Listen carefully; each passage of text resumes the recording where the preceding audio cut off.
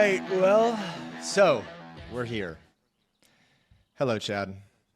Hello, Jason. We're missing one member of the party. Yeah, he's going to come. He doesn't know we're doing this quite yet. He had a webcam issue, so he's getting a new webcam over at the hotel in Astana. Yanko's just going to join up mid-podcast, and we don't know when. Because we had a hard cutoff time. We have 1 hour today. That's it. Just 1 hour to give you. Unless he says something that we can't air as soon as he joins. And then we might have to edit that part out. We might have to edit that part out. That could become a problem. That could become a problem. I actually did not think of that eventuality when I hit the record button. But it might be okay. But yeah, it's not live, so we can save the day. Exactly. We don't need a big red button or anything along those lines. For sure. Alex told me you had a water feature in your casting setup. Was that correct? Yeah. So Dinko and I went to casting. A water feature? Yeah, we decided to because when Harry and Hugo do their remote casting, Harry has the whole plant feature behind him. He has all the plants for like a jungle environment. You guys had a nice little setup in your couch in your living room. And I just kind of have like a studio room downstairs that just looks like a traditional desk. So I wanted to spruce things up. Okay. So Dinko and I were in Costco. I was showing him end stage American democracy, freedom, and capitalism at the giant warehouse of Costco. $1.50 hot dog and unlimited refills on a soda as well. So we were just walking through and we saw this water fountain piece in the middle of the store, and we were just like, I was just like, yeah, we should probably buy that just for the broadcast. So I bought it. Now, doesn't it create an audio issue? It does, but it wasn't an audio issue on day one. Nobody noticed it. We had it running, and it's just like water dripping down like 10 different little like decorative bowls as it goes. So you can hear the water. It kind of sounds like a fish tank, I guess, like a babbling brook, perhaps. Okay, yeah, nice and peaceful. But on the second day, people started noticing it, and they were just like, "Who the fuck's got water running? Like, who's got fish in the background?" And then I started feeling bad. Producers said they couldn't hear it on the audio. Then Twitch chat was commenting on it, so then it was degrading the audio quality of the broad. So then I unplugged it, but it still remained there in spirit.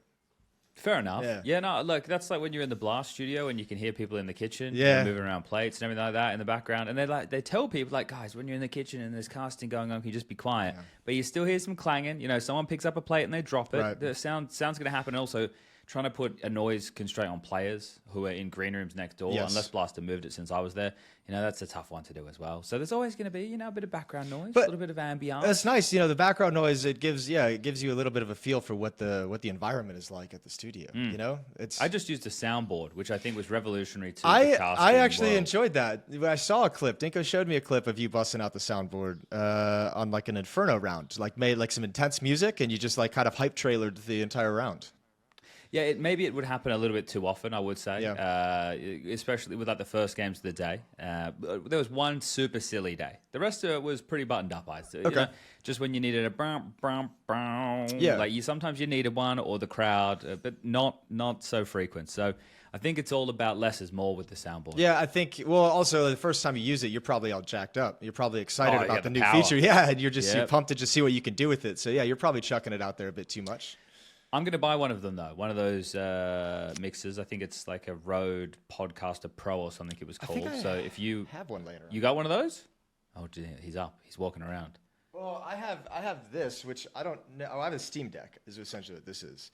I don't know if you can turn this into an audio thing. I assume you can soundboard it, but it can obviously be used for different overlays and shit.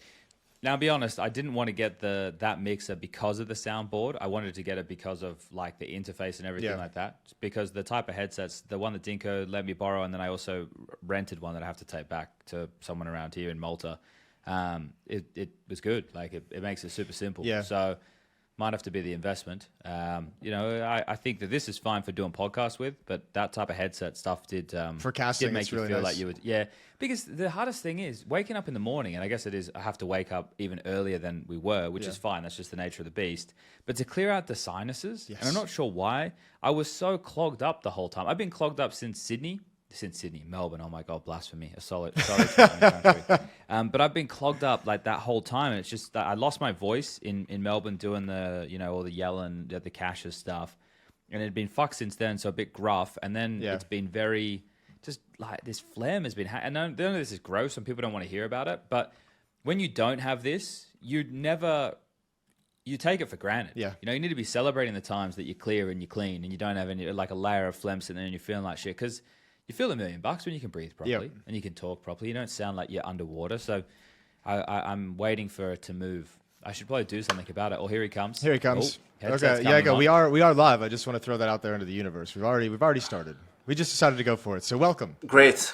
Thanks for that, Jason. Does my lighting satisfy you now, you asshole? Your lighting microphone is choice does it. Yeah, your lighting is fantastic. What? It's the microphone Wait. that might be the webcam at the moment. I think it's coming through the webcam right now. So this is what we thought would happen.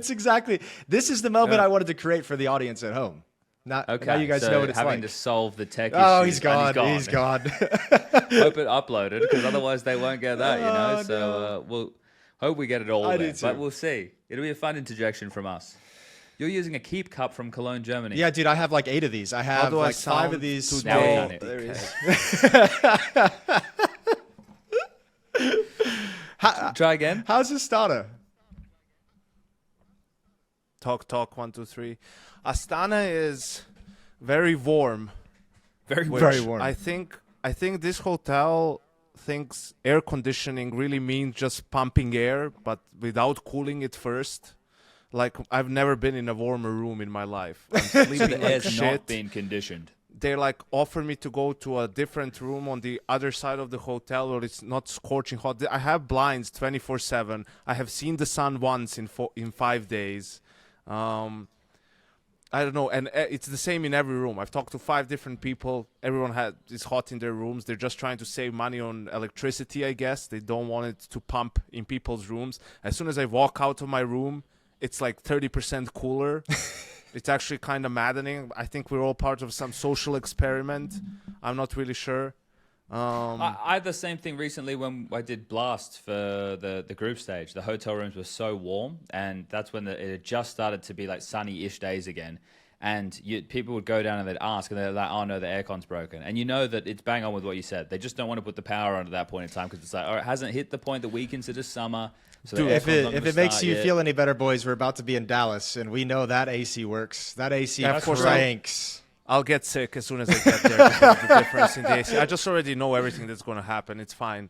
But I did the thing. I asked him about, can maybe send the engineer to check if it's like, and the dude comes in and like turns the knob. And it's like, hi, okay. And then puts his arms up on the thing and like, see, like, there's air flowing. I'm like, yes, but this is not cooling the room. Like, I don't know. If it's It not gonna also, cool he the doesn't room. speak English, so it was just like a thumbs up. I'm like, yeah, thumbs up, I guess, man. You earned your paycheck today. That's like the turning if you tried turning it on and off again type tech Exactly. solution It's that actually you've had even happen worse. He didn't even turn it off and then on. He just sort of turned the knob, which, yes, I have tried turning it to lower temperature, right? Just doesn't really do much, sir. Yeko, could you do like me this. one quick favor as we continue? Can you point your webcam a little bit further down for ease of editing purposes? I Listen to know. this I'm guy. so sorry. I'm not trying to be like a Imagine a if he thing. fucks the webcam again. I know. He has to go, oh, now I'm going to go get a webcam for Richard. And you go, come back, you fucked that. He's got to go That's get one perfect. from Maui. That's great right there. You're great. There it It's is. definitely better. It's better. It's better for sure. I'll sit up for you, Jason. You don't have to sit up. There you It's just go. you had a lot of empty space at the top, and for editing reason, it makes it difficult to make all of our heads the same size, so we don't look all weird in these webcam boxes. Because we're a webcam podcast now, so We're a 3-box. yeah, 3-boxer. We're confined to the 3 boxes. Maybe sometimes a 4th. Well, how's but never a 5th. never a 5th? So yeah, we're going to KBBQ tonight because tomorrow is just rehearsals. I don't know, in the afternoon. So everyone's going. It's going to be a large group. Has the city That'd been be nice? great. Have you seen the city? Because I wanted to go to Astana and see the place. Jason, I haven't seen the sun, let alone the city. But Alright. Why haven't you probably seen the sun? tomorrow. Probably it tomorrow. not sunny? Maybe tomorrow's going to be 35 degrees, of course. That's a nice day, though. Scorching hot outside. Somehow even warmer in my room. So Put might some as well. sunscreen on. You'll be all right. I'll be fine. You'll be fine. Yeah, I'll have Put to a go hat and buy on, put some sunnies on, slip, slop, slap, we call it in Oz. You sit in the shade. Yeah, people are raving about the botanical gardens. Apparently, everyone cares about flowers now all of a sudden. So maybe we'll go and see that. It's like hearing these motherfuckers talk about the botanical garden. It's like, what the fuck are you on about? I guess if you want to sit on a bench in a park, cool. But you don't care about flora and Or fauna, for that matter. Flora. Yeah, fauna. exactly. Exactly. Sounds like So- Yankees having a great time. I over know. there, I'm Jason. afraid to I ask. took a nap. I got to take a 20-30 minute nap. I got switched again to the morning shift for this last day. And again, it's very warm, so I wake up in the middle of the night a couple of times. Just sweating a little bit. It's all right. Yeah, okay. How's the event itself? How's the event itself on the ground? Chad and I have a different experience. Yeah, for us, it's super smooth. I mean, there was no there was no delays or anything. It's just, I love accelerated schedule is goated when you're on the ground. I know, Jason, for you, it's kind of hellish. Yesterday was here rough. it's awesome. Here it's awesome. It's just like there's no bullshit. Just do the games, talk about the games, and that's it. Just do your job. I think it's awesome how quickly you can bang them out. Yeah. Bang them out, Jason. Bang them out. Jason, I have a question for you before we get into the thick of the Counter-Strike. And this one might be a little bit touchy, and if you don't want to answer, you don't have to answer. Sure. You can just say, move on. We'll talk about something else. Now, I did see a comment. I'm not sure where it was. Could have been a Reddit thread. Could have been a Spotify comment. Could have been a YouTube comment. As if you check the Spotify comments, Chad. And people were mentioning your beard. Okay. Now, there's accusations flying around that you may be dyeing your beard. How do you respond to said accusations? I mean, it's patently absurd. Well, first of all, if I'm going to dye my beard, does no one see this giant gray patch of aging happening on my beard? If I was dyeing Not when you're casting. What am I doing? Dyeing around here and leaving this little patch down here just for the fun of it? No, I don't dye my beard. It's just, I'm in a phase of, I set out to just grow the beard and move past and get past the itchy, annoying phase where I historically always shave it off. I've just tufted it out, so it's just thick right now because I haven't trimmed it in a month. Thick for summer. Thick for summer, which makes sense. Well, I'm glad that we could get to the bottom of that. I've seen that too. There's an effect on camera, though. What's that? There's an effect on camera where it looks like blacker. When you cast, yeah. I think my lighting. What's that effect called, Jason? I didn't know about that one. Jesus Christ, we're walking right into the lion's den here. No, it does. I think the lighting downstairs for this remote broadcast in my studio wasn't perfect. So, yeah, the beard did look extremely dark for the show. But I think, I don't dye my beard. Come on, boys. Okay. I've been hit with I mean, for a guy who took the L on the, hair, you're not going to dye your beard. Yeah, I've been bald for 10 years, and I'm known for getting hit in the face with a cream pie. I have a subreddit dedicated to cream pie Photoshop. So, as if I'm going to, be, a little self-conscious about some gray in my beard. King of the pies, we call him. King of the pies. King of the pies. Chad, I do have a question for you. Oh, no. All right, as an expert on show matches. Yes. What do you think about this lineup for Team PGL that's going to go up against Team Winline? Okay, Maui, okay. Maui, Onepixel, Hugo, Harry, and Blair. Who's on Mo, Adren, Dmitry Lix, Bratishnikov, and Booster. These three guys are streamers, I guess. That Buster. Booster, yeah, but not Buster, the Kazakh, but Buster, the owner of Gun 5. Oh, okay. Or Guns or whatever. Yeah. Who's the fifth? Bratishkinov. Oh, Who's he's that? well known. I don't know, some streamers. He's I'm from the mostly region. asking you, Chad, about the English lineup, right? You but played that's with the those thing. guys. I need to know who they're up against if they can take it. I think the core that you've got there of Maui Snake alongside Harry and Hugo, that can be a strong core. That's a strong trio. I think between those three, right, as long as the three of them are able to get their maximum contributions, I'd give them a chance to get across the line. I think, you're going to have a tough time with Onepixel because he's a Vertigo stan and there's no Vertigo. So I'm not really expecting him to offer up too much. He's probably going to try and troll or he's going to try hard, one of the two. And then with Blair in the mix, if you can put him on a site to anchor, he can be good for one. So I think that really we're going to be looking at Maui, Hugo, and Harry. That's going to be the star trio of this team. In terms of who's going to be AWPing, I'm not sure. I can't really comment on that. And I think there'll be an in-game leader trust. It'll be Hugo, Byron, and Maui probably combining to call the rounds, I'd say. Yeah, I'd say Hugo, Byron taking him out of spawn and maybe Maui doing some more of the mid-round style. Yeah, and I also think, what's the confidence level going to be coming out from Harry Russell? He's a bit of a talismanic player when it comes to show matches. He's either there or he's not. And I know that the crowd can get the better of him.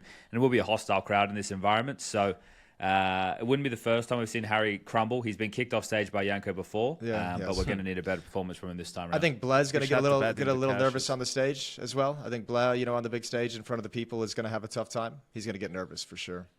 Those lights are bright. Yeah, no, look, I don't think Harry's necessarily been in form lately because he's had a lot going on. So and just a mismatch in experience, you know, and at Dren and Mo, you got them coming back, major winners. They're playing for pride. They're coming to, this is kind of like this is their Super Bowl. They've been retired now for a few years, and they need to show the Kazakh scene that they're here to party.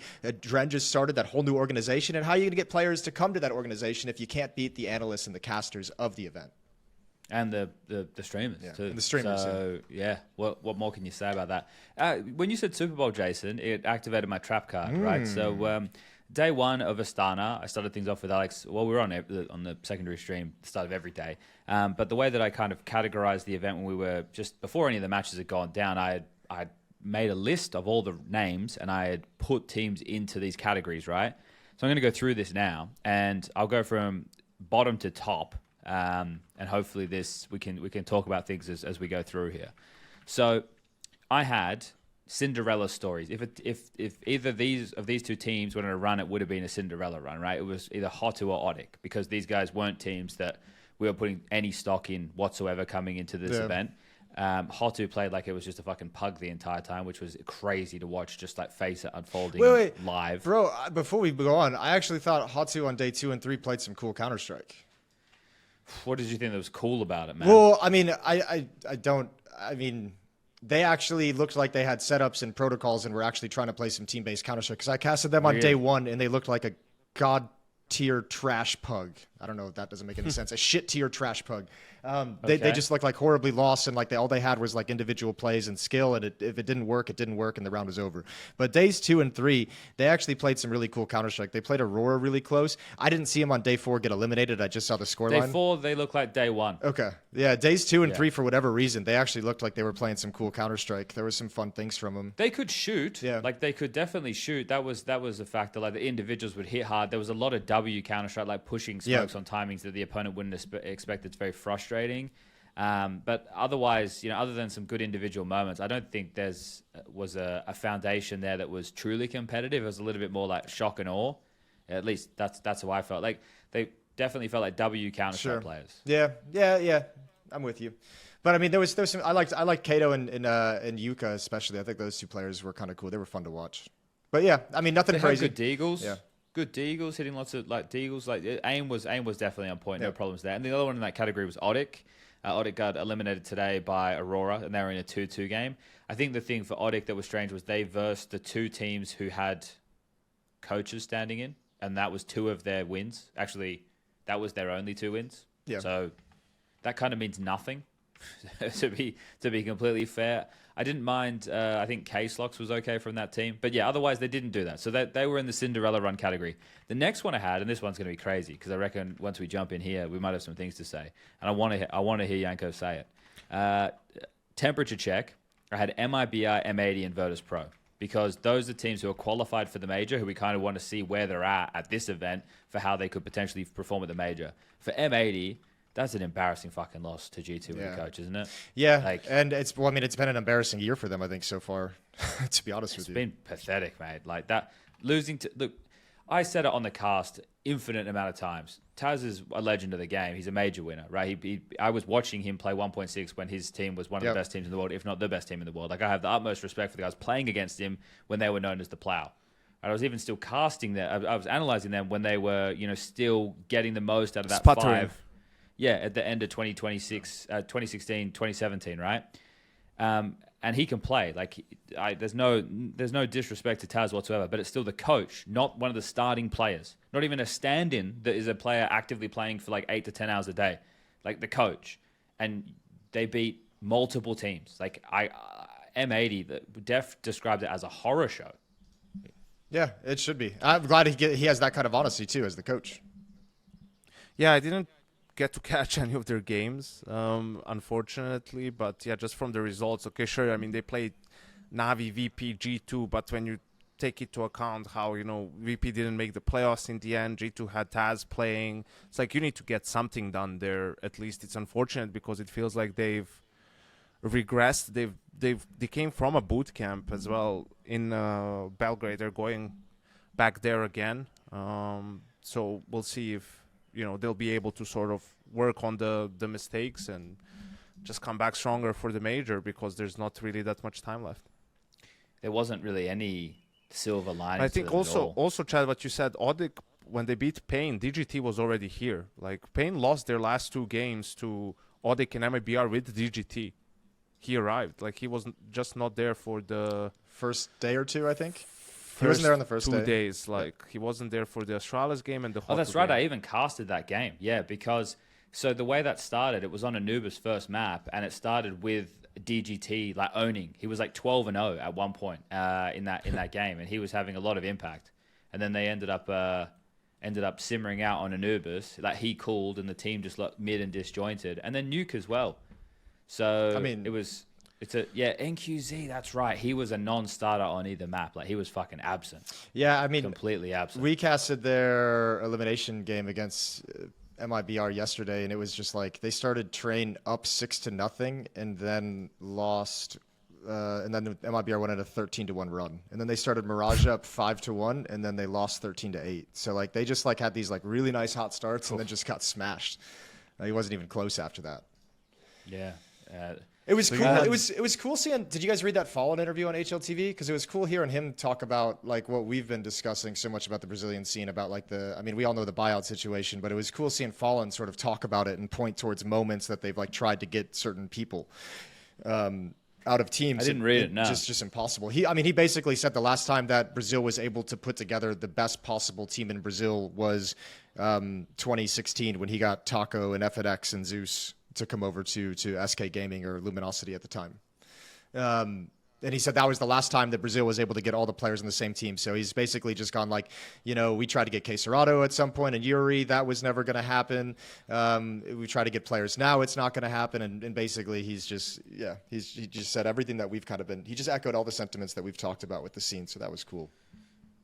Well, I guess that's why they're on an international squad right now, right? They had to make a choice. Yeah. And that's the one they made. And for FURIA, it seems to be paying off. Seems to be like the fact that you made the playoffs. I know there's omissions with some of these rosters and stuff, but it's a good result regardless. Yeah. Right. So it's not a worst case. It's not they didn't go 0-3. They did not make playoffs. The car did not crash. Go. If you were looking for the car to crash, it has not crashed yet. Yeah.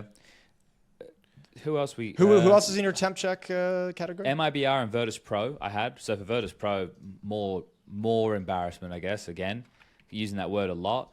I don't know what it is, right? I do know what it is. I don't know why I say I don't know what it is. They just, from my perspective, I don't think they play on meta Counter-Strike. Okay. I think a lot of their ideas are too different to what works with the best teams. Then they're trying to do a play style that I can't even explain the play style. I just think the way that they do things, it doesn't feel that's what the top teams would be doing. In what way? Like too slow, too tactical, too much like just kind of lollygagging around the map? Like when I watch them play, I feel like the players that they have don't have the ability to like utilize, like they don't have any freedom to like make a decision or make a play in their particular role. I reckon Flit does a lot. Like Flit definitely from what I was casting felt like he was making good decisions or decisions that were impacting like opening kills. But I don't know, like Ancient, their T side, their approach, like they're getting out mid and they're waiting, they're waiting a decent amount of time. Sometimes they're not fighting for B lane or mid control at all, which I don't have a problem with. But they don't even feel like they're softening them up with nades if they know that they're going for crunches and stuff. It's just it feels a little bit on a weird tempo. But I know, like what else could be the problem when you have, let's just say you have Flit, Fame, and Flammus, right? Like you have a really strong rifling core there. So then is it really just electronic? Like, what are we pinning on? I don't know. He's like been saying in a lot of these interviews that, you know, Flammus and IC need to find their confidence. They need to, you know, play with more confidence, which basically tells me that he maybe feels they don't take enough initiative at times on their own, right? When the space is there to be taken, that they don't go and take it. And if you play that default heavy style, you know, a slower style, you need to be able to do that. You need to put pressure on the opponents to bait out their nades. Because let's say if, I don't know, Flammus is in Boiler, right? And there's a banana fight and a lot is going on there and they're playing more passive on A. He needs to put some pressure to bait out the nades so you avoid, if you want to come back to A with 40 seconds left, 30 seconds left, they still have a smoke and molly, right? Like in a most basic sense of it. And I'm not trying to put the blame on them. Like, that's what it sounds like from some of the interviews. I think definitely the approach could be better, a little bit more aggressive at times. I don't have a problem with slow default style. Like, that's how majority of the teams play 70%, 80% of the rounds on their T side. But the problem is when you're not putting enough pressure, you're just like chilling instead of taking space that's being given to you, right? And then you find yourself in these tough spots when there's not a lot of time left on the clock. You get blocked, and that's when everything starts to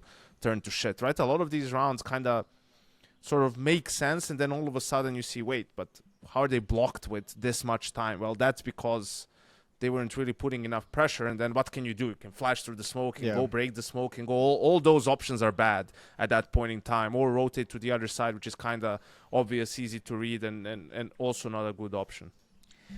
When you say that, then that coming from Electronic, and he's the one who also chews people out when they don't do things the way that he fucking wanted them to do it, right? So there might be a bit of fear factor in those players from doing the thing of getting yelled at by the captain. I mean, that's a real thing for sure. And I mean, whatever, if it's maybe there's not enough trust from Electronic to give his players that kind of freedom, so he has them on more of a leash because he feels like he has to yell at them and fix their mistakes too often. You can't want them to be taking more initiative and willing to fucking... And then wrecking them when they go for it and it doesn't work, right? Like, yeah, exactly. You need to find ways to like help them, facilitate those kinds of plays. And I think they probably need... some sort of a performance coach, sports psychologist, whatever it may be, because I feel like every tournament they start off with a loss. Like, the first game of the tournament, they're always slow to get into it. I don't know. Probably something to be said about the way Electronic interacts with its teammates, like, he's a bit more old school. Obviously, the NaVi lineup with Simple, they had a way to communicate with each other. And, even when you look at NaVi now, like, it can be fine if everyone's on the same page. But if some of the guys are, like, just not built that way and that's how you interact with them, it can cause them to sort of go into their shell and kind of get a little bit emo. Then their energy goes down. The communication isn't as good, right? The energy just isn't there anymore. So you need to be careful about that when there's new guys coming in, especially younger players in a way. So I think they could benefit from that because on paper there is a decent amount of skill and firepower where they could be doing more with what they have. They could benefit from I'm with you. They could benefit. I don't look at that team and think that I don't think Electronic as the leader of that team would put a whole lot of stock in like a mental coach, a performance coach, to be honest with you. And that's I don't have any like insight into that just from his personality, from interactions. I feel like he'd be one of those guys who is like, this is some stupid voodoo shit. Oh, I mean, maybe just time has passed him in that case. You adapt or die. I mean, because this was his sort of final shot, it feels like, in Tier 1. And sure, there's still the major coming around the corner. But, they've had 4 coaches in a year, right? Like, there's been changes in that department too. So, I don't know. I think it will be very clear whether they have faith in him or whether he is the problem after the major is over and the off-season comes. Because definitely there's a lot of talent and just players in general in the CIS region, so I don't think making a change would be difficult for Virtus Pro if they did want to make one. So how does this sound, right? So I never really asked these questions because there's so much nuance to it, and we also don't have enough detail on the personality or whatnot. But do you guys think that Boomich would do a better job in-game leading this Virtus Pro roster than Electronic does? Oh, holy shit. Big Boom, yeah. I bet it'd be a wash, to be honest with you. Well, that's the thing, though, right? Do you think you're getting enough fragging output from Electronic as the in-game leader to justify? Yeah. Right? Like, no, because probably not. He's the lowest rated. Like, his performances have become a lot more up and down. He can still have good games where he delivers, but you can see that the in-game leadership has taken a toll on him being a star rifler. Now you look to, you've always looked to Flit within this roster, but Flit, Fame, and Flammus. And Flammus doesn't play all of the favorable positions, so he's even been put in a bit of a box there too. Whereas I think like Boomich would take long anchor if it meant that Flammus got to be a rotating rifler, whereas Electronic won't do that. I think even without considering the in-game kind of factors of it, I guess if you're within that organization, you're like the GM or the owner of the team. Again, and this is kind of that nuance that we don't have all the details to, but if you're getting the feeling from your coaches, your other players, your staff, or just from looking at the team, that it's more of like, what if it's like an electronic attitude that feels like it's the most negative thing in the environment? In that case, like the boom exchange, just not even game related, might be a boost. If you get someone in there that makes the team environment and that everyone feel a lot more comfortable, you might just get a natural boost out of that. Yeah, I think that would be the first change I'd be looking for, but I'd also be looking for an AWP change as well. Yes. I just don't think Ice is good enough. Like, I think he has some moments, but I don't think he's good enough. I don't think he's hit the developmental peak in his time in Virtus Pro to, like, warrant sticking with him for long. Like, he hasn't bought more time for himself, I don't think. I also wouldn't say that I would just get somebody like Zorti over him. Like, I wouldn't just go, I'll just get, like, it feels like you'd want the AWPer to be significantly better. And do you think that you could get a personality like Degster to work in that team? Then it's a completely different looking VP altogether. I wouldn't even be against VP doing like the fucking FURIA style Hail Mary and just bringing Degster in for the major. Like, right, I don't know if they can, but like right now, like make it happen. I think it's even past the it might be past the point, for the rosters. But Dexter and Boomich for IC and Electronic. Yeah, Flip Fame, Flamus. Sounds pretty good. NGL. Yeah, not bad. Okay, the other one I had in that list was MIBR, who did just qualify by beating Virtus Pro, but they're still just MIBR. Like, they're still just a Brazilian team. They're still 2 roster changes away from being like relevant. Every Brazilian team has gotten boring to talk about because it's just been the same thing for the past 2 to 3 years. Well, I guess the framing of like a temperature check for the major out of the 2 other teams I had in that category, M80 and Virtus Pro, I guess MIBR come out on top of that pack by making the playoffs. They're in slightly better form. None of these teams are in good form. M80 is in miserable form. VP's in normal form. And MIBR is in there also maybe slightly than better. Yeah. Slightly better than usual form. I mean, the problem is, like, if you look at these teams that you have in this Temp Check group that you just listed off, if they face off against each other, do you feel like there's any strong favorite either way? Like, all of them kind of feel like they could be, I mean, mostly like 50-50, 60-40 kind of games. Like, I don't know who I'd pick. MIBR or Virtus Pro. Like, that feels like it could be a coin toss. Yeah, no, my point, I guess, overall, it's like going into nothing really changes with these teams. Yes. Unless MIBR has a really strong playoff run, which we will have to wait and see. So we can definitively talk about M80 and VP, but we have to wait for MIBR. They can win one game, Chad, because they're playing FURIA in the quarterfinal, and then it's the winner of Spirit and NiP. So they cannot beat Spirit, and it's just that, their ceiling is same as Shanghai, right? Like, they can win a best of 1 if someone has a live game like Insani did on that Inferno and they beat NaVi, right? And that's pretty much it. They're not going to do any significant damage in best of 3s. They're not going to make the playoffs, right? It's just going to be more of the same. Like, it's just too many average players on these teams. Like who can all have moments, but Well, Luke, exactly. They can all, but they cannot consistently perform on a high level and probably not at the same time. Yeah. Right. So there's just too many teams that are just better, and all these teams, no one plays some different sort of brand on Counter-Strike to try to make up for the lack of those players. They all just try to play the same way, and it's not gonna be successful. I wouldn't put them going from stage 2 to stage 3. No. Yeah. No. Well, also, I mean, I'm going to probably have Brazilian teams at 0-3 in every fucking stage that I can put it. I think just blanket statement. I can't anymore. I just can't anymore, man. Calling his shots ahead of time. I just can't anymore. At least the Asian teams, at least the Chinese come up with something, At least there's something there when you watch them. And even a pop-off or anything. The Brazilians, it's nothing. They become the most boring region to watch. Like, can you imagine saying that a couple of years ago? The Draft 5 headline is going to be massive. I might have to make a timestamp. Like, Yanko trashes the entire Brazilian scene. Just picks them apart limb by limb. I'm like 1/8 Brazilian. It's fine. Oh dear. Oh shit! It doesn't count if I'm the one doing the. Never mind. I mean, the Lukowski edition was supposed to propel this team into like the ability to compete at tier 1, and it feels like it wasn't nearly as good as advertised. It's kind of just made them a little bit better within like the top 20 teams rather than pushing them into the top 10. Yeah, it hasn't changed the status quo enough to change the conversation. Yeah, like it probably did make them better just incrementally. Enough of these false prophets from Brazil, man. Like, people were hyping up Snow as if he is the next I don't know who, man. He's just like okay-ish. He's fine. I don't know if he's playing out of position or whatever. Like, some people are saying he's more aggressive.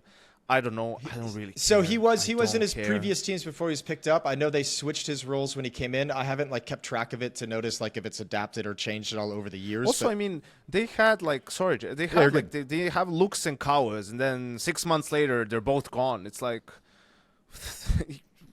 how are you gonna be excited about this team where the players they pick up? Do they do like what goes wrong? Like, do you talk to these players? Do you watch their games? Like, what goes south once you pick him up? Now Lux is in Legacy and he was doing pretty well IGLing there, right? Like, so yeah, I don't know. It's kind of wow. That's why let's not waste any more time talking about that. So we just got under Pain, so we don't have to waste time talking about them. But the category that I had them in, and this was because of the coach situation that did get rectified mid-tournament, was I had them under freak shows. So I had 3 teams in freak shows. I like it. FURIA, because they just got international. G2, because they have Hades and they had Taz because Hunter wasn't there. And Pain, because Rix had to stand in again, but this time for a different player.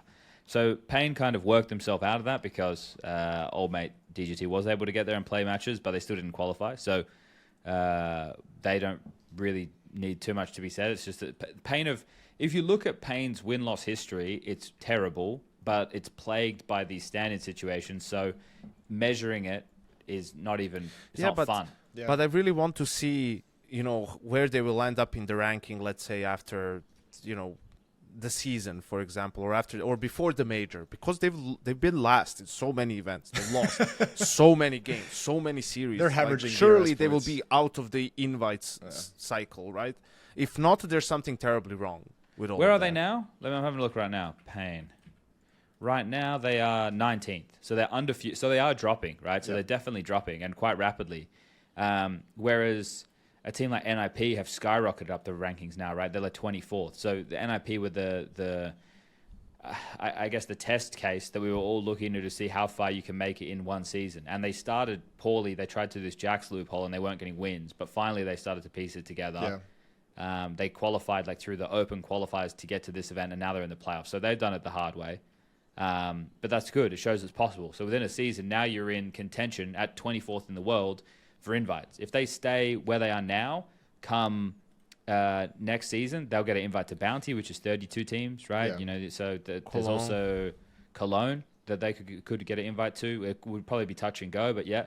So there are events now that they can That's soon, be though. playing. No, it's like the first week of June that those invites go out, or... how long before the event? I'm not sure. Does it I don't have the exact. Is it like 60 days or something? It could be 2 months, yeah. I think it's 2 months. If it's 60 days, then it's like in a week or like in 10 days. Yeah. So maybe they get to play Cologne play-ins. So that could be fun. So just to tie up the category. Freak shows. G2 and FURIA. Should we get the G2 one done quickly? There's not a lot we have to say here. Yeah, we can. I mean, I don't know what you want. It's going to be a case study in how you turn around an organization that was looking awesome a year ago, that was contending for trophies, to now being in this situation where you're just flat and playing with a coach and a stand-in, and it's gross. I think it's probably the worst environment to have to play in for actually pretty much everyone on that team. Like for Hades, he only has like 3 events with the team that's undergoing changes. He's going to go through more changes to sort of showcase his and there's already been rumors of them, chasing after another full-time opper. Yeah, exactly. Who is definitely better than him, right? There's no doubt about that. So you have him in that situation. You have Snacks, who's also most likely being replaced. I mean, I don't see a world in which G2 willingly keeps him on the roster.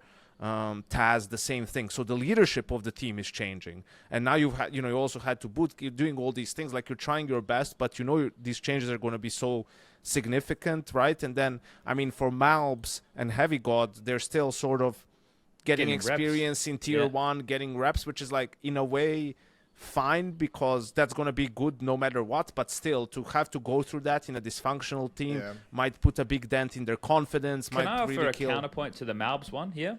Yep. Because Malbs, I agree on one side, but also something that I noticed in the series that I did of G2 where he was owning on Dust 2 and Mirage, he had criticized himself publicly for his performances this year. And I thought maybe playing in this environment, still against good teams, relieves a pressure valve. I don't think you're getting optimal practice or officials because the situation is not optimal. But for him as a star player, or meant to be a star player in those roles, not worrying about the result because you're just the whole event will just be explained away of we didn't have our 5, our coach had to stand in. So for me, it kind of felt like it removed a little bit of pressure from him to perform a bit more freely. Yeah, maybe, but he had a poor first 2 days, and you know, I mean, some of the damage has already been done to him at the start of this year. Like, this whole season has been a nothing burger for G2. Like, there's nothing positive about. There's not going to be anything positive about this first half of the year for them, right? It's just been wasted away, right? There's plenty of blame to go around it anyway, but we love blame. We do love blame. We love blame, particularly when it's not being in my direction. When it's other directions, it's really cool. Yeah, but I think overall, just a wasted event for G2. Yeah. Right. It's just a wasted event and one that at least they don't have to worry about coming on time to Dallas. They have plenty of time to get to Dallas on time. Yeah. Shout out to Taz who did put in some admirable performances considering. I saw him having some impactful rounds. I saw him have a couple good maps of impact. Yeah. Yeah. He was okay. I do have to say just about Taz that I do think G2 should move on, but I don't think that means he has to be done as a coach, right? I think it's his first foray. Yes, it's a tough situation like to be put in. I know it very well. When you go to a team, your first coaching gig, and it's a team that's like there to win championships, right? And just the situation that you're going into, maybe you're thinking, you know, just the CS or whatever that I'll focus on and whatnot, or maybe it's the opposite, but just you're very surprised by what the job ends up being compared to what you think it is. Yeah. And I think he definitely learned a lot of lessons from this G2 stint, you know, from dealing with star players and all of that stuff to having younger players and lacking a star player on your roster and whatnot. So I think he can definitely bounce back in the future and still be a good coach, but it does feel like his time in G2 has come to an end, you know, just with everything that's been going on and some of the missed opportunities and whatnot, that it makes sense for G2 to move on. And especially, I mean, if they're able to get someone like Saw, I think at this point it's really a no-brainer that it's an upgrade for them. Like we spoke about before, that helps future-proof G2 as well, right? Like getting a coach like that who has a good track record of dealing with, you know, younger players and bringing them up. Whereas, I think that's a fair sentiment. Yep. Okay, FURIA. Now, this is one that is a fun one, isn't it, lads? Yakinda and Molodoy alongside of Rifling Fallen, Yuri, and K Serrato. Rifling Anchor Fallen. And he did a great job. Yeah. I don't know where he ended up in the stats, but I think he every time I was watching a Fallen game, it felt like he was doing a bang-up job.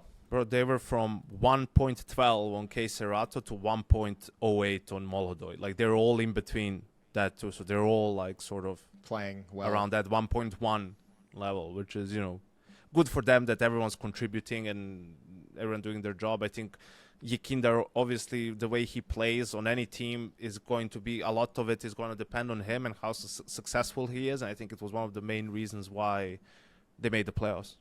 Him playing well.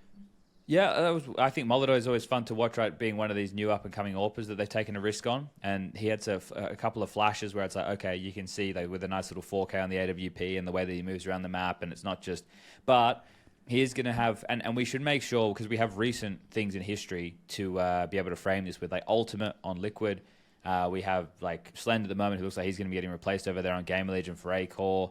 Torji, you know, started hot, went cold, and now is back to being hot, right? So, you know, we see the potential for these players, but it's about can they evolve their game once the spotlight starts to hit. I guess for the moment, they're in a good spot. Like the prep is going to be at an all-time high for the major. Obviously, it's the major. So at that point, we're going to see if he's either shown all of his moves or if he's going to just be the real deal and be able to play in the biggest environment. But overall, it's a better look for FURIA than it has been. So what was it? Their first playoffs in, was it 200 days or something? Yeah, 200 something days. Holy shit! Really? And they get to play against mibr, which they already beat, right? At Yes. This tournament. Didn't they beat them yesterday? Didn't they? Yeah, 2-1. Yeah, so this is the thing. There's 2 of those playoff games that are like somebody has to win games, but for different reasons. FURIA MIBR's one, and the other is the Mongolz versus Eternal Fire. And we already had that Katowice at the start of the year. And we say that not because they're not good teams, because both teams are bad on stages. And this will be another one with the crowd. I guess Mongolz will be the favorites. Yeah, I think Like so. the crowd. I think so. Aurora has looked poor. Aurora did not look like a team, and maybe this is a great segue to your next category, however it's called, where they are. Stake your claim for the major. Aurora, Mongolz, and NaVi. There you go. So I think they don't look like a team that had a month off. They look like a team that came from a tournament yesterday. Like everything is the same. They haven't added versatility to their game, trying to utilize lurkers a little bit more, not deathballing as much. And also just the frustration in the body language. Like they don't. The body language gets to me. Yeah, they don't seem like they're having a great time, or do they love being? I don't know. It just feels off, right? And maybe it's a consequence of starting slow in the tournament, and maybe a couple of wins will alleviate that, or them being back in the playoffs. By the way, made playoffs every single tournament they attended this year. Yeah. So that streak continues for them, and that's nothing to be scoffed at. It feels in some sense. Playing field. It seems in some sense like they've lost like an edge that makes them a dangerous team on the eye test in terms of actually being able to go deep in tournaments. Like it is that body language, but I also feel like at this event when I was casting Aurora, I felt like Major was having to do a lot of work and timeouts of getting people like communicating with each other and focused on the game and involved. Like every time out I heard, he was like looking down the line and being super energetic. Like I felt like he was really trying to get his boys into the game. So I don't know. It's kind of scary when it feels like Aurora's had like this, like nothing crazy, but a regression over the last few events where you no longer get that sense like they can beat the teams to get, deeper into the play. Like some of the teams that you think they would beat, you feel like they can no longer do it. It just keeps getting worse. And you felt like after that break, it would get better, but it's still kind of lingering around. And I have no idea what it is. This is the drum that I'm beating on, from whichever episode, Chad. I think it was in Australia. I just think Aurora, the Mongolz, we were just fooling ourselves that they can become a contender. I think we were only saying that because other teams were struggling, right? Like weren't good enough or couldn't step up. Now that you see, for example, I think they'll lose. They'll lose the semi. Whoever wins that game, whoever wins between NaVi and Astralis, like NaVi or Astralis will be in the final. I don't know why. Mongolz seem that they might be closer to it. I would give a bigger chance maybe to them. Sure, they're still the youngest team out there, right? But they've been getting a lot of experience over the course of the last 6 months or so, right? And if Senzu doesn't become their worst player again in the playoffs, they might have a chance. But I just haven't seen enough, and that's why you think about, you watch Astralis play with HOTU, right? First of all, HOTU is playing great individually, but also when you see sort of Stan have a good game and Device have a good game again, it reminds you of what these players are capable of when they have, the proper tools and when they're used in the right way. So yeah, I think just would be great for Aurora. Aurora made playoffs every single time, didn't win a single playoff game, I don't think. Except for Bounty. No, they got eliminated in Cluj, Except right? for Bounty. Yeah, Cluj, they lost the quarter. Kato, they lost to Mongolz. Lisbon, they were straight to semis, lost. Bucharest, they lost in the quarter to Complexity. That's it. Yeah. Okay. And Pro League, they lost to someone. I feel like I still have some faith in Mongolz, but the Aurora one is fading quickly. Well, this is why the category is like stake your claim. Right. So something had to be different at this event, right? And one of them will win that first quarterfinal. So if they're able to break through that barrier, the question is, right, is either team making steady progress? Because when Senzu goes missing and he's their one of their best players regularly, and he goes missing in a playoff game, of course their performance is not going to be as good. Right? I think 9-10 is the real deal. I don't know. It's just for Mongolz, maybe they're taking gradual steps because they are so young, and it's just hard to measure it. It feels like Memzinho is their most consistent player. I know he's not the best statistically, but it feels like his drop-off is the smallest, right? In a way. And sure, Senzu can have higher peaks, especially in groups, but what's the point if you drop down to, what, 0.88 rating in the It's the same playoffs? conversation with Stown. Yeah. Right? Exactly. Like, and for Astralis, I think, and Stone, it's maybe not having the right teams, and it was difficult to play, to find any sort of a good result. So hopefully just getting to be in front of an arena again for a lot of these guys will help them, even though they have a really tough opponent ahead of them. I didn't get a chance to watch any of the Navi games so far at Astana, but I know like one of the recent episodes, I was kind of at the point with them where I was like, this feels like sort of the level we just thought they'd be able to hit last year, except they excelled with so many peaks and so much crazy impact and so many good runs and good tournaments from individuals. Has Navi looked any better now after this? Alexi's playing his best tournament in forever. He was top rated player for them after a couple of days, wasn't he? He still is. Yeah. That's a problem. But I mean, but this was also the issue when they won the major, right? It was like they had like two of the lowest rated players at the event, but the system was so strong at the time that it overcame that. But now I don't think you're going to have that luxury. I think it was surprise. Like, for example, they qualify by beating Aurora, and they don't pick Mirage, they pick Train, right? Which I was like, well, that's a curveball, right? And Mirage would make sense against Aurora, but they were probably just tired of playing it. I don't know, and they managed to win Train and win 2-0 in a close fashion, the same way which they lost to Mongolz the day before, and they really collapsed against the Mongolz. Like, they had the lead, they had everything. They lose to sort of a half buy on A. After that, it's like a 3v2 retake that they mess up, and all of a sudden, you know, Mongolz just come back and win 4 or 5 rounds in a row ST on Inferno to win the game, and then Mirage also being a struggle for them, and you can see just lacking that last 5%, you know, like a guy to step up and get the multi-kill instead of just getting one and being traded. Someone with an aggressive move at a key moment to get some information to enable them to make the correct call and make the right play. Just that last bit is missing for them. And that felt like it was JL last year, right? Like that seemed like the guy mostly. who was the guy who delivered in those moments, and we're not getting that this year, which is a bummer. But the thing is, right, so for Aurora and for Mongolz, they need to have a strong result here for us to have any belief that if they do make it to the playoffs of the major, they have a chance, right? Because beating each other, nobody cares about. It's winning that next game. And if it's against NaVi, Mongolz have beaten them in group stage games before, right? So this is an important time for them to be able to see if they can get a win on the stage. Actually, wasn't the last time that they played NaVi for some type of stakes? Before it was the playoffs of Lisbon, I think, or it just feels like there was some stakes the last time they played. Let me see. Mongolz, Lisbon. Here it is.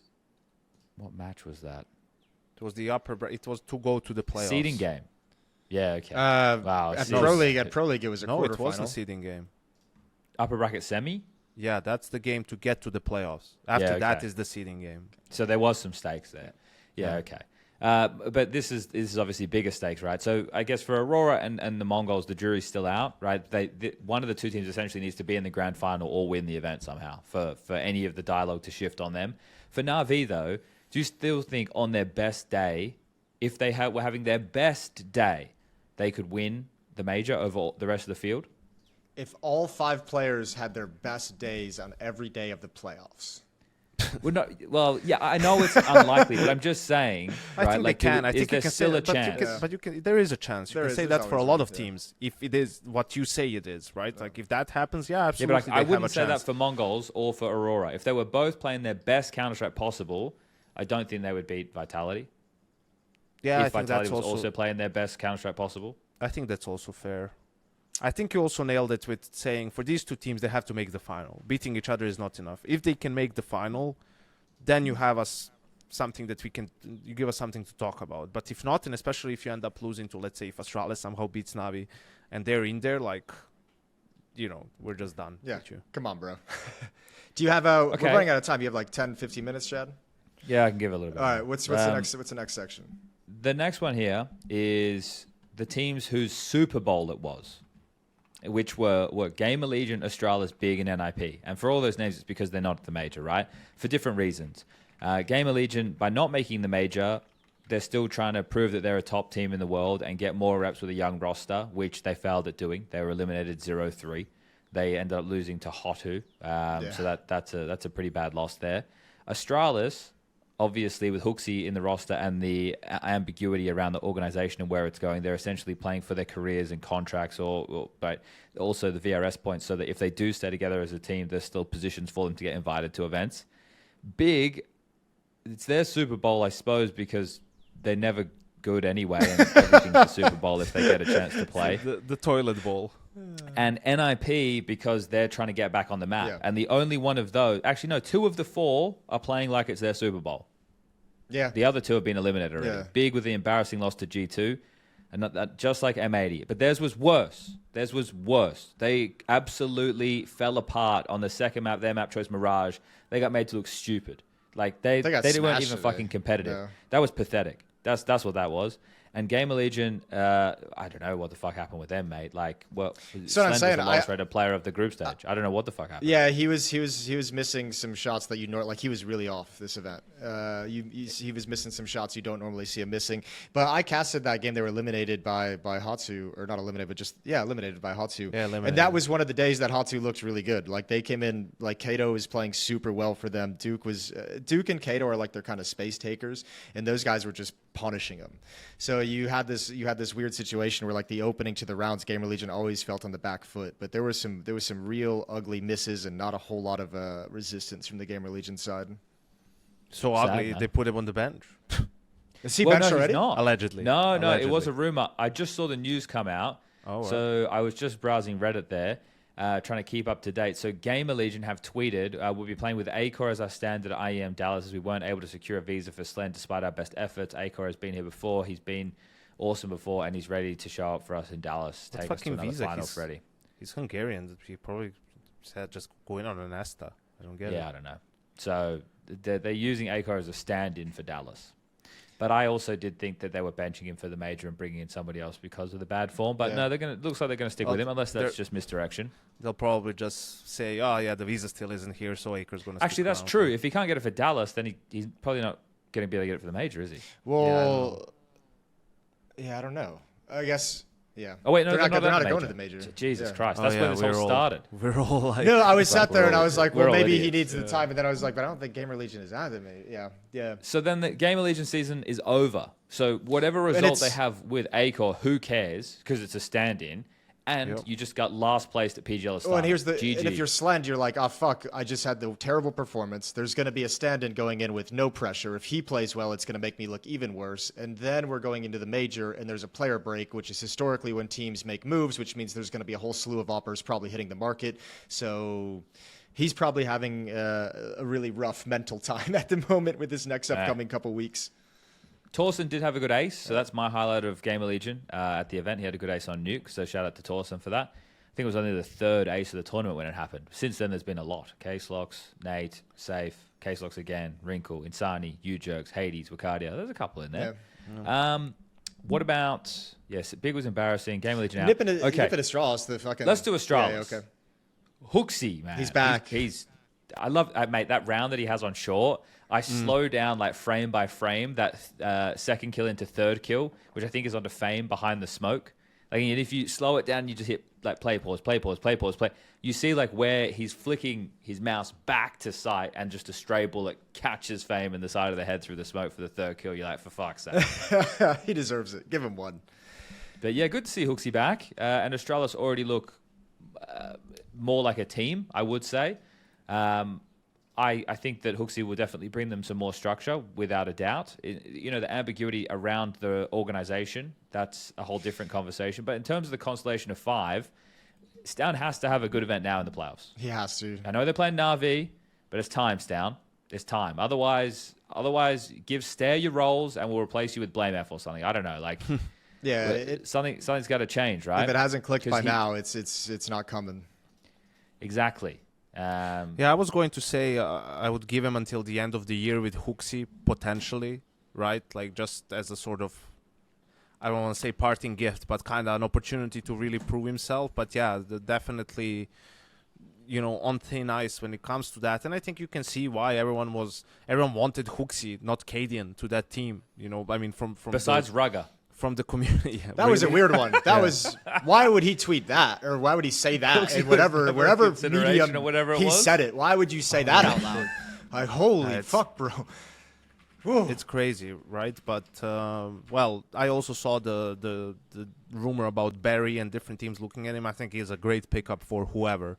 I think he's a great guy, very good coach. So if Astralis can get him, I think he and HOTU would work very well together. But yeah, just for them also, I don't know if you guys caught the HOTU interview when they asked him about Ancient, and that they picked it played it 2 times, didn't go very well. It was the best map for the whole lineup, and he said yes, but it kind of felt like the only thing they had was all in mid.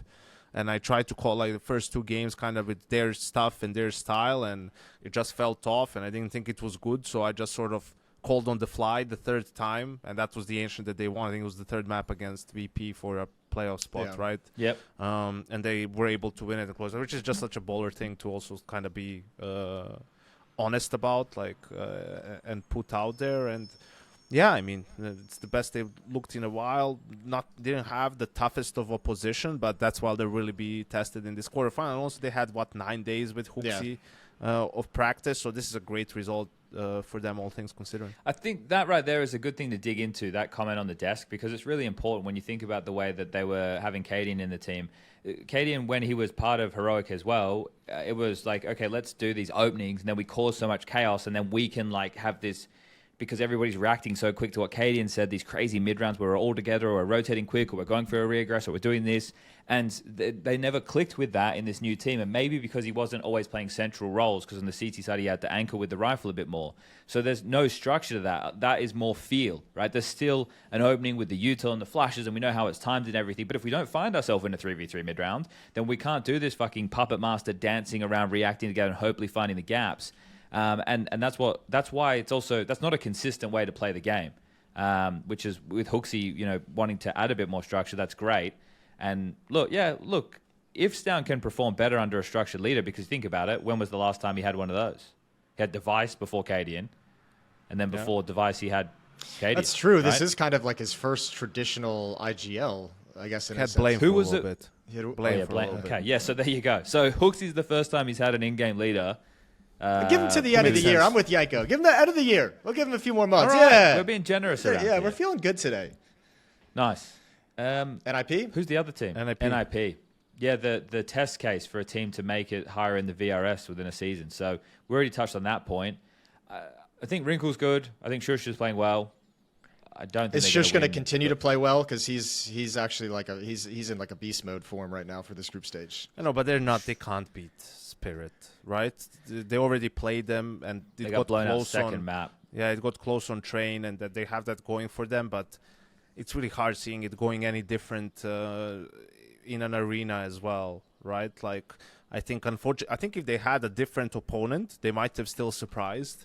But it feels just Spirit, especially with the bracket that they have, it feels like they're a lock for the finals, and then who's going to beat them in a best of 5, right? You want to say NaVi is the biggest opponent on the other side, but NaVi has traditionally struggled against Spirit, right? Yeah. Look, but that was my last team. Obviously for NiP, it was a big, they had some tough opponents as well in this tournament, they play VP, then Spirit and Aurora lost those 2 games and beat HOTU and G2 to qualify in the end. Had some definitely good moments, had some sloppy moments too, but I think that's to be expected. They had a different kind of pressure on them where they sort of had to perform because this is their one big LAN and one opportunity to get the points and get into the invite cycle for next season. And they've achieved that, and everything else from here is a bonus. I think for me, NiP is I'm a Snappy stan, so I'm really happy about this performance. I think it's been obviously a great reward with the VRS stuff they've had to work through. But is the episode back? It's up there. It's around. It's back. But really, this team is only going to get better based off Ujurks and Erisdos. Watching them, it's clear the skills there. I think they make bad decisions at times. I think their decision making some and their game limitations, for sense sure. is really, really, really low right now for the professional top scene. And I think the future of NiP is going to live and die by Snappy and Exist's ability to get them up to speed in that regard and teach them and get them to start playing the game properly in every single situation. Because I think their biggest obstacle of beating a team like Spirit is just you're going to make too many mistakes that they're going to punish you for. Like, even if you can match up with them tactically and skill-wise, you're just going to make bad mistakes in 3v3s and 4v4s, a misrotation, a misposition from one of those guys, and the round's over, and you know, whatever the consequences of that might be, economic damage, losing 2 rounds in a row, getting reset, whatever.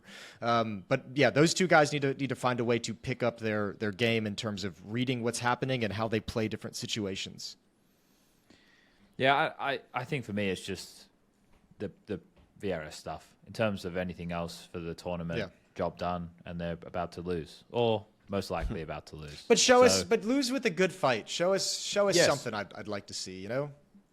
Yeah, I think like this is good as well, because the last team that I had was Spirit, and that was King of the Hill, because like this is their tournament to lose, essentially.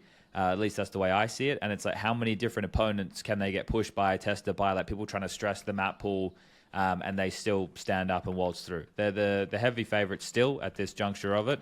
The teams that they had to play to get to this point were GamerLegion 2-0, NiP 2-0, and then Astralis 2-0. So it's not like they, you know, beat noobs, right? Those teams all there could push back a little bit, and they took care of business 2-0 in every single game. So that's a really good sign. And now their biggest threat, right? We were saying on paper, probably, well, not on paper. It's not NaVi on paper, but in theory, NaVi, I would say.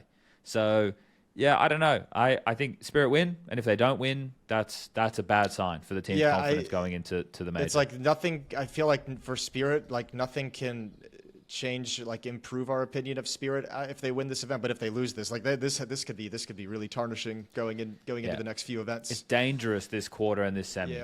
Yeah, right. Like you lose in the final, okay, well at least we made it to the final. But if you lose in the quarter or the semi and you're Spirit, that could have some really adverse effects. Especially considering who they'll play in those 2 games. Like you can't lose to these teams. You can't lose to NiP. You can't lose to FURIA, mibr, right? And also for them, it's, I don't know, man, because in which scenario they don't make a change? Like they win this tournament and then win the major, and then okay, you keep the 5 players. I don't see how they can win the major, right? Like I don't think. What if you get to it will happen what happened in Shanghai, where like the teams that are supposed to be there fail and, you know, are not there.